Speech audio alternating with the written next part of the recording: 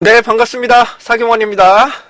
이번 동영상은 2022년도 10월 12일에 제가 직접 강의를 했던 데이터 리터러시 파워쿼리를 활용한 비대면 강의가 되겠습니다. 14번째 강의가 될 것 같고요. 여러분과 함께 같이 수강해 보시도록 하겠습니다.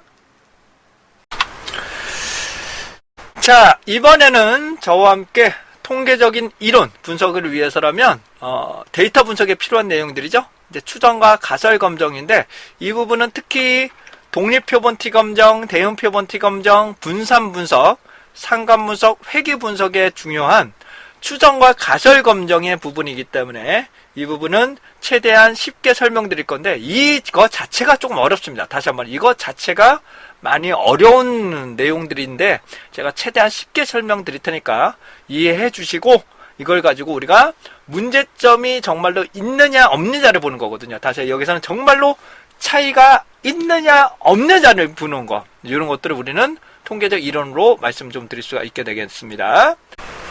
자, 다음은 추정과 가설 검정입니다. 추정과 가설 검정인데 요거 한번 보시게 되면 A 후보자, B 후보자 이렇게 나온다고 가정하면 신뢰 수준 95%, 허용오차 플러스 마이너스 3.0%인데 여기서 중요한 게 있습니다. 이 두 가지가 다 중요합니다. 두 가지가 다 중요한데, 첫 번째 허용오차라는 것은 얘를 기준으로 플러스 마이너스를 합니다. 다시 얘를 기준으로 플러스 마이너스라고요. 얘를 기준으로 플러스 마이너스를 하게 됩니다. 자, 눈으로 봤을 때는 이쪽이 더 높아 보입니다. 그리고 3% 정도면 얘가 더 높아 보입니다. 하지만 플러스 마이너스 3을 여기서 이 간격이 플러스 마이너스 3이라는 것이 아니라 요 값에서 플러스 마이너스 3을 해야 됩니다. 그러면 A가 높은지 B가 높은지 알 수가 없어요. 교차하는 점이 나타나기 때문에. 그래서 상당히 어렵다. 이거는 부분이 분리할 차이가 나타난다고 보기 어렵다 라는 것을 말씀드릴 수가 있겠죠. 이것은 뭐란다, 우리는 허용오차라고 합니다. 이 허용오차는 작은 게 좋을까요? 큰 게 좋을까요? 다시 한번요. 이 허용오차 자체가 작은 게 좋을까요? 큰 게 좋을까요? 작다는 것은 더 세밀한 결과를 얻어내겠죠. 이 간격이 좁기 때문에 더 세밀한 결과를 얻는 것이고요. 허용오차가 크다면 이게 너무 넓어져 버리기 때문에 변별력이 떨어집니다. 해당되는 변별력이 매우 떨어져요. 이거 판별이라고 다른데 이렇게 판별을 시켜줘야 되는데, 판별시키기 위해서라면 해당 부분을 허용오차가 좀 좁아야 된다. 좁아야 된다는 것을 말씀 좀 드려봅니다. 이 좁게 만들려면 표본수가 많아야 돼요. 허용오차를 작게 만들려면 표본수가 보통 허용오차 3점 몇 프로 정도 만들려면 1000개 이상이 돼야 됩니다. 1000개 정도. 그래야지만 허용오차를 3점 몇 프로 정도로 만들 수 있어요. 그 다음에 신뢰 수준 95%입니다. 여기 나오신 신뢰 수준 95%라는 것은 100개 중에 90번 이상, 100개 중에 95개 이상이라고 보시면 됩니다. 100개 중에 95개 이상이 해당되는 이 범위 안에 들어간다. 이 범위 안에 들어간다는 것을 신뢰 수준이라고 합니다. 신뢰 수준. 자, 이런 구간이 되겠죠. 얘는 구간, 해당되는 어디서부터 어디까지는 구간이고, 신뢰 수준이라는 건 이 신뢰 구간 안에 100번을 테스트를 해요. 그래서 95개가 여기에 들어가는 것을 말합니다. 95개 정도가 여기 안에 들어가는 것을 신뢰 수준 95%라고 합니다. 그러니까 신뢰 수준은 90, 95, 99 요거밖에 없습니다. 신뢰 수준은 90, 95, 99 요거밖에 없습니다. 요 세 가지밖에 없는데 100%라는 건 없어요. 100%라는 건 없어요. 자, 근데 해당하는 부분이 90%라는 것은 여러분들이 사자성어 아시는 것처럼 10중 8구라고 하죠. 10중 8구라는 것은 10개 중에 8개, 9개면 그렇다라고 보는 거죠. 하지만 이건 다른 얘기입니다. 얘는 완전히 다른 얘기예요. 이 얘기는 뭐냐면은 10개 중에 9개라는 의미가 아니라 100개 중에 90개라는 의미예요. 여러분들 다시 한번 말씀드립니다. 10개 중에 9개짜리를 믿을 거냐, 100개 중에 90개를 믿을 거냐. 비율은 똑같죠. 비율은 똑같지만 표본수가 더 많은 것을 더 인정하게 됩니다. 그렇죠? 표본수가 더 많이 테스트하면 할수록 검증됐다, 우리가 믿을 수 있다 라는 것을, 많은 경우의 수, 환경을 테스트했다라는 것을 보실 수가 있겠죠. 그래서 해당되는 부분을 보시게 되면 100개 중에 90개, 10개 중에 9개 부분을 어떤 걸로 놓을 거냐. 근데 보통은 통계학적으로는 요걸로 본다. 요걸로 본다는 것을 말씀 좀 드려봅니다. 그러니까 10중 8구보다 더 어려운 게 신뢰 수준 90%라고요. 90%보다는 95%가 100개 중에 95개가 포함된다고 보시면 됩니다. 우리는 구간을 일반적으로 정확하게 점을 찍을 수가 없습니다. 이걸 다 사용할 수가 없어요. 그래서 우리는 이 구간을 결정하게 되는데요. 다시 일정한 구간을 하게 되는데 우리가 모수, 즉 참값이라는 게 있어요. 다시 뭐라 참값이라는 것이 있는데 이 참값을 정확하게 판단하기가 어렵기 때문에 우리가 구간 추정을 하게 됩니다. 이 참값이라 요게 참값이라고 할게요. 자, 참값은 이동되지 않습니다. 다시 참값은 이동되는 게 아니라 구간 추정이 변화하는 거예요. 다시 구간 추정이 변화하는 거예요. 자, 다시 한번 말씀드립니다. 참값이 있는데 구간을 보시면 이렇게 될 수도 있고 이렇게 될 수도 있고 이렇게 될 수도 있겠죠. 그리고 뭐 이렇게 있다고 가정을 하겠습니다. 그렇다면 얘 구간을 봤을 때 어떤 것이 더 합리적, 얘가 가장 좋은 모델이 되겠죠. 왜냐하면 구간도 짧고 실내 구간도 짧고 좁고 모수를 좁고 모수를 내포하고 있기 때문에 자, 얘가 변경되는 것이 아니라 실내 구간이 변동되는 거예요. 다시 뭐라고요? 실내 구간 자체가 변동이 되는 겁니다. 그러니까 실내 구간 자체가 모집단을 잘 내포할 수 있겠는가죠. 다시요.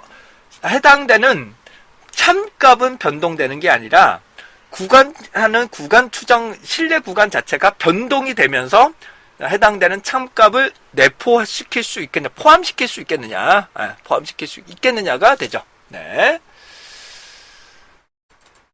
자, 그런 다음에 이제 가설 검정입니다. 가설 검정이라는 것은 가정된 설명을 말하게 되는데요.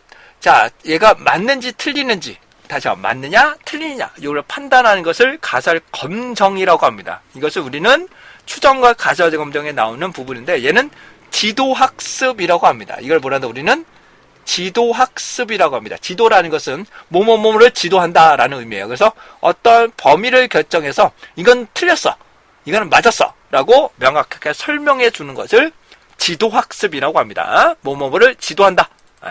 요 반대가 이제 비지도학습이 되겠죠. 자, 해당되는 부분에서 가설 검정에서는 얘가 옳으냐 틀리냐 이걸 판단하게 되는 것이고요. 그 다음에 기무가설은 크게 기무가설과 대립가설로 구분되는데 이분법밖에 적용을 못합니다. 합격이냐 불합격이냐 이런 것들을 아예 딱 판단을 해버린 거죠. 중간 단계는 없어요.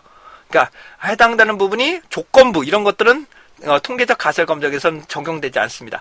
향후에 되면 이게 조금 더 발전되지 않을까라고 생각인데 그 조건부라는 것이 상당히 어렵죠. 여러 상황을 다 고려한다는 것 자체가 상당히 어려운 부분입니다.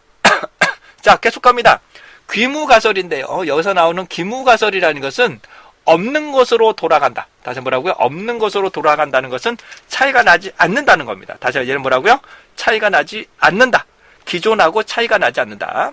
대립가설은 기존하고 차이가 있다. 대립된다는 거, 대립각을 세운다는 거죠. 기존하고 차이가 난다는 거죠. 자, 다시 한번요. 통계적인 가설 검정은 내가 맞다, 나의 주장을 설명하는 게 아니라 보통의 이 보편타당한 내용들, 즉 차이가 나지 않는다라고 놓습니다. 뭐라고? 차이가 나지 않는다라고 놓고 거기에 범위를 결정해요. 범위를 결정해서 자료 안에가 들어간다. 자료 평균들이 여기 안에 들어간다면 차이가 나지 않는다. 즉 기무가설을 채택하는 거고요. 이 범위를 벗어난다. 벗어나면 차이가 있다. 의미가 있다.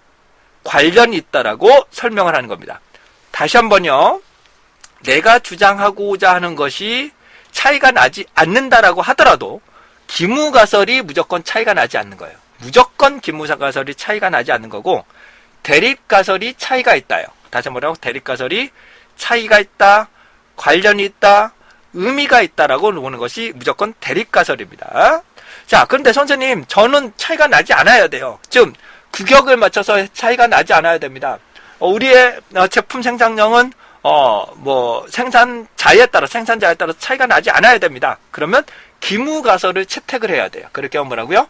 기무가설을 채택을 해야 되는 거고, 만약에 차이가 있다, 의미가 있다라고 놓으시면 이제 대립가설을, 그러니까 기무가설을 기각하기 때문에 대립가설을 선택하는 거예요. 다시 뭐라고요? 기무가설을 기각시킬 수가 있기 때문에 대립가설을 선택하는 거예요. 자, 그러니까 우리가 설득을 시키는 게 다시 한번요. 합격과 불합격이 있다. 다시 뭐라고요? 여기 합격과 불합격이 있는데 얘가 합격이라고 나오면 그래 합격이야. 근데 얘를 여기서 벗어났기 때문에 합격이 아니야. 그러면 불합격이라고 판단하는 거죠. 우리가 주안점을 넣는 거는 합격이지 불합격의 정도를 판단하는 것보다는 합격이 관심이니까. 자, 그렇다면 우리는 기무가설, 대립가설 다시 설명드리면 기무가설은 차이가 나지 않아야 돼요. 그래서 기무가설은 차이가 나지 않아야 되고요. 대립가설은 차이가 있다, 의미가 있다, 관련이 있다라고 설명을 합니다. 그래서 주안점은 기무가설을 가지고 설명한다. 모든 기준은 뭐라고요? 기무가설을 가지고 기각시키면 대립가설을 선택하는 거고요. 기무가설을 선택을 하게 되면 차이가 나지 않는 겁니다.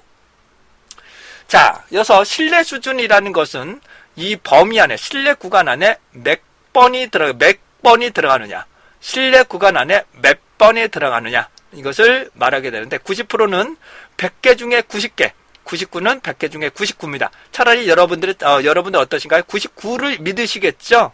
그런데 이 99라는 것은 이 구간이 넓어질 수밖에 없어요. 많이 내포를 해야 되기 때문에, 다시 한번 많이 내포를 해야 되기 때문에 구간이 넓어질 수밖에 없습니다.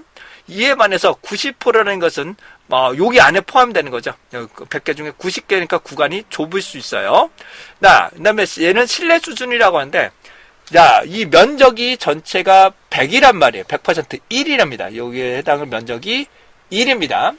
자, 믿을 가능성을 신뢰 수준이라고 합니다.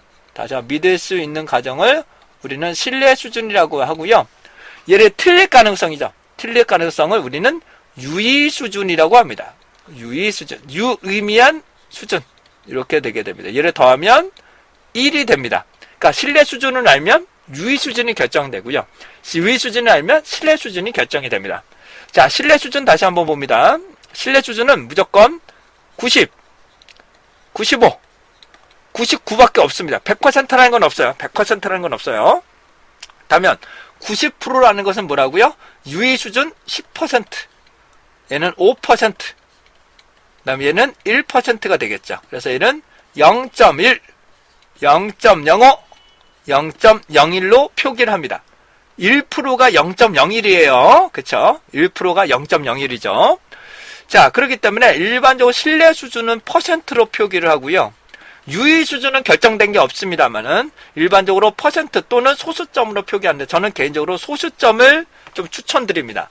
그 이유는 나중에 말씀드리겠지만 확률하고 적용을 해야 되기 때문에, 얘는 확률하고 적용을 해야 되기 때문에 유의 수준은 가급적이면 소수점으로 표기하는 것들을 좀 권장드리고 있습니다. 자, 다시 한번 말씀을 드리면 일정한 평균을 기준으로 많이 멀어지면 멀어질수록 평균보다 차이가 있다는 거죠. 자, 연구자는 일반적으로 효과가 있다, 기존에 비해서 효과가 있다, 기존에 비해서 차이가 있어요, 기존에 비해서 성과가 높아졌어요, 이렇게 설명을 하고 싶거든요. 이걸 통해서 이렇게 됐어요. 차이가 나지 않으면 의미가 없어요. 차이가 나야 된대. 근데 긍정적으로 개선이 되는 게 좋죠. 기본적으로 뭐라고요? 긍정적으로 개선되는 게 좋겠죠. 자, 계속 갑니다. 그래서 해당되는 여기까지냐, 점점점 멀어지면 평균보다 멀어지면 이쪽도 멀어지는 거죠. 멀어지면 멀어질수록 평균하고 차이가 있다, 의미가 있다, 관련이 있다라고 설명을 합니다. 그리고 얘가 면적이 점점 더 좁아지게 되겠죠. 여기 있는 면적이 더 좁아지게 됩니다. 자, 계속 갑니다. 만약에 여기 찍혔다고 가정하면 90%는 벗어났죠.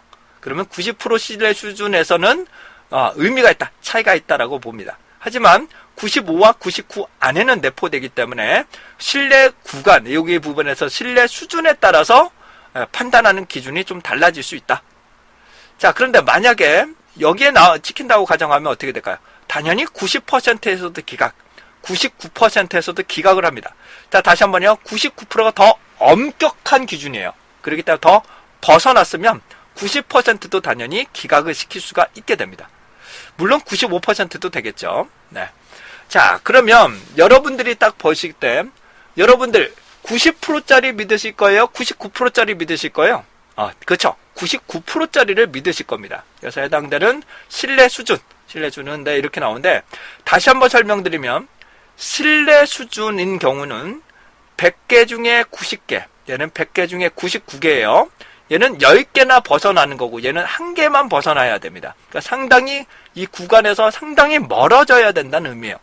평균에 비해서 상당히 멀어져야 된다는 것은 격차가 있어야 된다는 뜻입니다. 격차가 많이 있어야 된다. 근데 격차가 있으려면 상당히 쉽지는 않죠. 그래서 90%는 10개가 벗어나는 거고 99%는 하나가 벗어나기 때문에 90%는 설득 정도가 약해요. 왜? 100개 중에 10개나 벗어나는 거니까. 이에 반해서 99는 100개 중에 1개가 벗어나게 만들기가 되게 힘들어요. 근데 벗어나기만 하면 이건 정말로 차이가 있어 라처럼 설득시킬 가능성이 높아져. 파워가 높아지죠. 네, 그러니까 너무 벗어나기가 쉽지가 않아요. 그래서 뭘 많이 쓴다? 95%를 일반적으로 씁니다. 그래서 신뢰 수준은 몇 %를 많이 쓴다? 95%를 씁니다. 그러니까 신뢰 수준은 딱 결정합니다. 90, 95, 99. 이 세 개 중에 하나를 결정하게 됩니다. 다른 건 거의 쓰지 않아요. 자, 그래서 기무가설이 참인데 채택한다. 그럼 얘는 신뢰 수준이 되는 거고요. 그 다음에 기무가설이 참인데 기각한다. 얘는 제1종 오류, 유의 수준 알파가 됩니다. 거짓인데 채택한다. 제2종 오류, 베타. 그 다음 검정령은 틀리는데 틀려버렸어. 틀리는 거 틀려버렸어. 그러면 해당한 부분은 옳은 결정이다. 라고 보실 수가 있겠죠.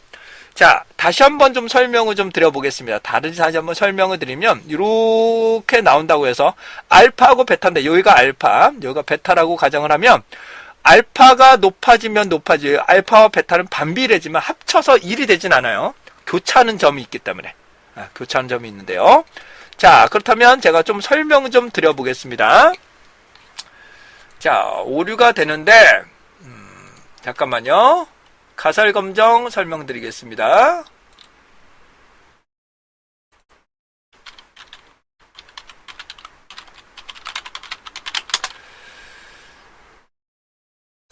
자, 가설검정에서 중요한 부분은, 가설에서 해당한 부분은 기무가설이, 그러니까 실제로 참값, 그 다음에 얘가 관측값이 되겠죠. 관측 결과가 되겠죠. 얘는 실제 결과, 얘는 그 다음에 관측값이라고 놓겠습니다. 관측값이 합격인데 결과도 합격이야. 그럼 상당히 좋은 거죠. 관측값도 합격인데 결과도 합격이야. 그럼 상당히 좋은 거죠. 하지만 관측값은 합격이었어. 하지만 실제 결과에선 불합격이라면 상당히 문제점으로 지적될 수 있겠죠.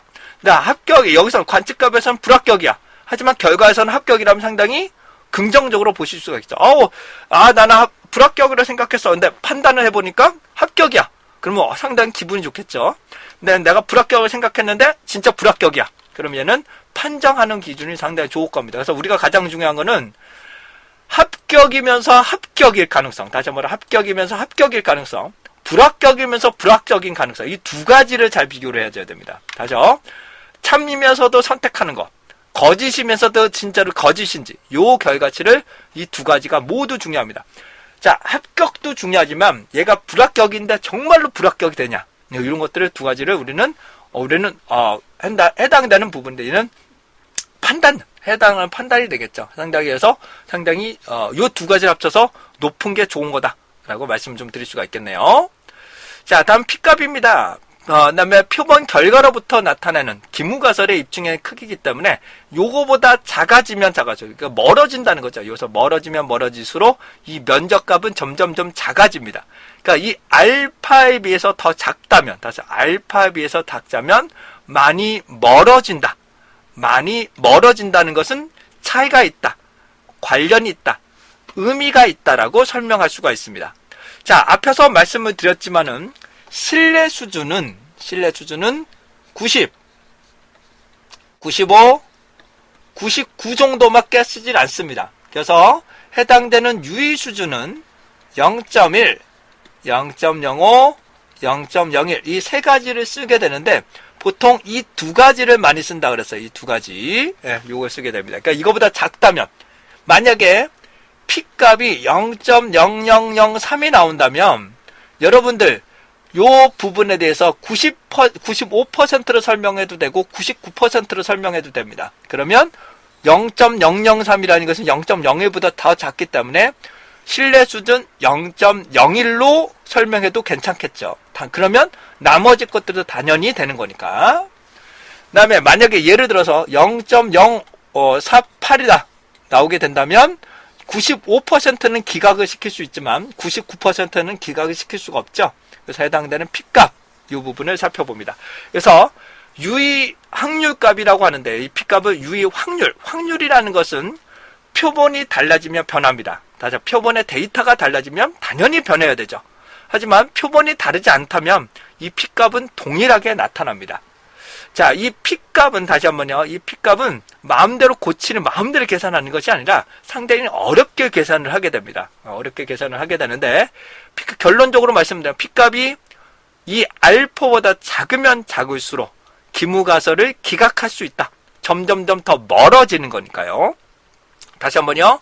알파보다 더 작아야 의미가 있다, 차이가 있다, 관련이 있다라고 봅니다. 다시 한번요. 알파에 비해서 작아야만, 다시 알파에 비해서 작아야만 차이가 있다, 관련이 있다, 의미가 있다라고 보는 거죠. 자, 다시 한번요. 알파보다 높다면, 원래는 뭐 2분의 1, 양측 검정해야 하는데 우선 2의 정도로 높이기 위해서요. 해당하는 부분이 0.05보다 크다면, 얘는 기무가설을 채택하는 영역으로 들어가죠. 맞추는 영역으로 들어갔기 때문에 얘는 차이가 나지 않는 거예요. 그렇다면 얘를 고치려면, 알파를 0.1로 바꿔요. 0.1로 바꾸면 기무가설을 기각할 수 있습니다. 하지만 설득할 수 있는 파워가 그만큼 약해져요. 이거는 좀 그런데 라고 파워가 약해지게 됩니다.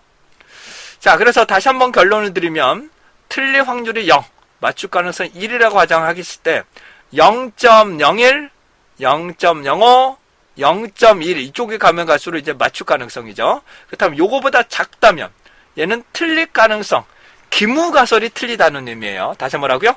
기무가설이 틀리다는 의미예요. 그래서 요거보다 작다면 기무가설이 틀렸다. 그러면 차이가 있다라고 설득시키는 거죠. 이거는 맞출 가능성이 내포되므로 얘는 내포한다. 이거는 기무가설을 채택한다.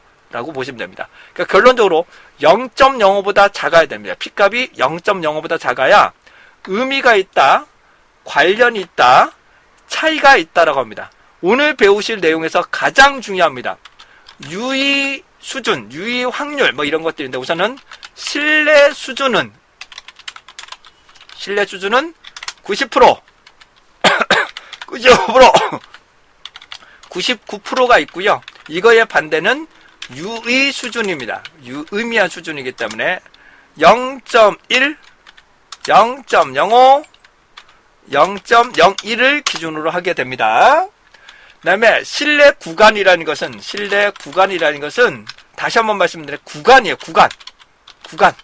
그러니까는 해당되는 모집단의 참값을 포함할 수 있는 구간을 우리는 신뢰 구간이라고 하는 거고요. 그 다음에 신뢰 수준은 이렇게 됐고, 그 다음에 유의 확률이라 했습니다. 신뢰 확률은 없고요. 유의 확률인데요. 이거는 표본의 데이터부터 나오는데 얘는 표본의 결과로 산출된다 라고 보시면 되는데, 유의 수준 알파와 유의 확률 P값이 있다면 알파값이 크다면, 알파값이 크다는 것은 유의 확률값이 작다는 거죠. 유의 확률이 작다는 것은 기무가설, 기각. 자, 기무가설을 기각한다는 의미는 차이가 있다, 의미가 있다, 관련이 있다. 이렇게 살펴보실 수가 있습니다. 자, 그렇다면 결론적으로 말씀드리면 유의 확률 P값이 0.05보다 작으면 기무가설을 기각할 수 있으므로 차이가 있다, 의미가 있다, 그 다음에 관련이 있다 고 할 수 있죠. 네. 이렇게 할 수 있다. 그러니까 P값이 0.05보다 작아야 의미가 있다, 관련이 있다, 차이가 있다라고 설명할 수가 있는 겁니다. 자, 여기까지 이해되셨나요, 여러분들? 네. 여기가 가장 중요한 부분입니다. 여기서 오늘 배우실 내용 중에서 이 P값, P값 부분이 매우 중요한 부분이라고 말씀 좀 드릴 수가 있게 되겠네요. 자, 여기에 해당되는 부분은 여기까지 말씀 좀 드려봤고요. 네, 인사관리 여기 계속적으로 확대를 하고 있습니다. 이제 양측과 관측은 좀 어려우니까 넘어가시고, 네, 이상치라는 것은 아웃라이어, 관측값으로부터 동떨어진 것을 이상치라고 하는데, 이렇게 그래프도 그려보면 얘를 잘라야 되겠죠. 얘는 좀 분리를 시켜서 분석을 해야 되겠다. 그래서 이상치를 찾는 방법은 히스토그램도 그려보고요. 그 다음에 표준화를 시켜봅니다. 표준화. 그래서 평균과 중앙값의 2배 이상 차이가 나는지, 외도가 플러스 마이너스 2보다 큰지, 변동계수가 0.5보다 큰지, 표준화에서 플러스 마이너스 3보다 벗어나는지, 이런 것들을 봐서 전반적으로 고려하시면서 제거를 하시거나 분할을 시킵니다. 분할을 시켜서 각 집단말의 특성에 따라서도 세부적으로 분석하는 것이 좋겠죠.